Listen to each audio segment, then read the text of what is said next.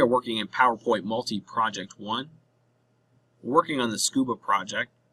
Task 1 asks us to go ahead and apply a ripple transition to all slides. Now, there are multiple ways to do this. I normally have the first one selected if I want all of those slides, and I'll hit Control A.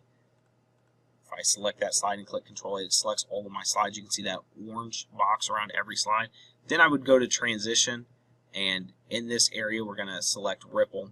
Now, if I did not have all of those slides selected, I could apply to all, but just by habit I hit Control A. We'll click Mark Completed. It's up to you.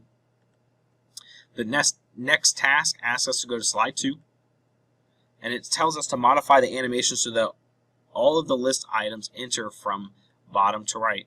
So I'm going to go ahead and just select the outside edge of this text box, and it already has the animation set. We're on the Animations tab, but all we're doing is changing the animation effect option. So it's this button right here, and it tells us from bottom right. So we'll go ahead and click that. Notice that it's now coming up from the bottom right. We'll click Mark Completed.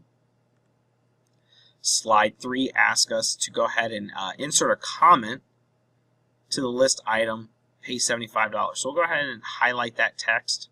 Make sure you do that. And then we're going to go to Review, and we're going to click New Comment. Over here on the right, it's going to ask us to add the comment, update the fee to 90, period.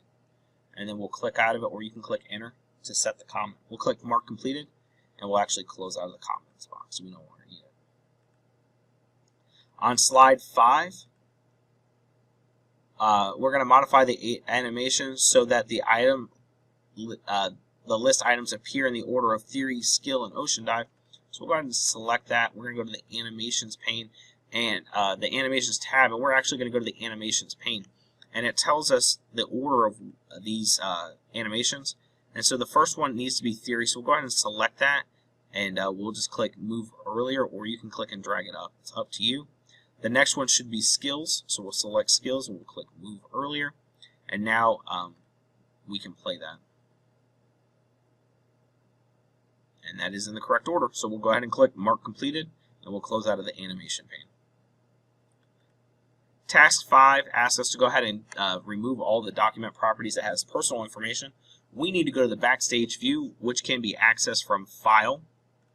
So now we're in the Backstage view. We're actually going to check for issues, inspect the document, and yeah, go ahead.